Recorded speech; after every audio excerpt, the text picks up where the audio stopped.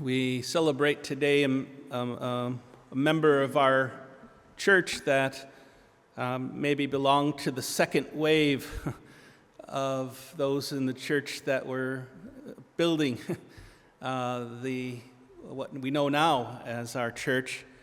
Ignatius of Antioch, they say, knew some of the first apostles, that he was taking on that mantle of leadership from them and continued to persevere through great challenges as we acknowledge the fact that he too gave the witness that the apostles did and Jesus himself did of his very life for the truth of the gospel, that he gave it all. And I sense that today we can hear some of the message and maybe some of the reasons why it was not always easy to carry this message that we hear, especially today's gospel, forward.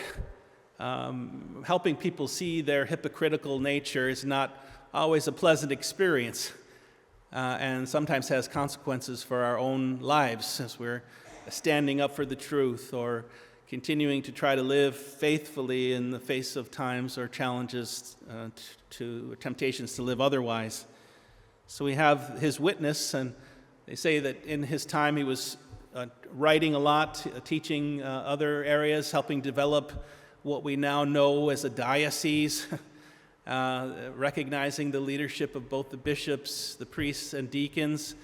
So these structures that are so common to us today were just kind of being solidified back in St. Ignatius of Antioch's time, and his fidelity to Jesus Christ helped to continue building upon that firm foundation. It moved forward into the future through people like him and reaches out today to us.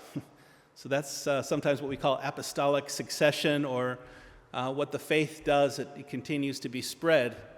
I don't know who it was that first spoke to you about the faith, but whoever it was, they learned it from someone else too, and it kind of makes its way back into these folks that were willing to give everything that they had to continue to spread the message. Thank God that they did that and didn't turn around and do something different or apostatize or whatever it might have done. So I think in some ways we give praise to God for the fidelity of those who have gone before us in ways that help build the foundation that we stand upon, so that we continue to spread that faith in Jesus. We continue to tell the truth of our conversion, how we've learned from our mistakes, how God is shaping us by his grace as we are nourished by his life. These are truths that reach us from these people that gave their very beings, gave everything they had to make sure the message went forward.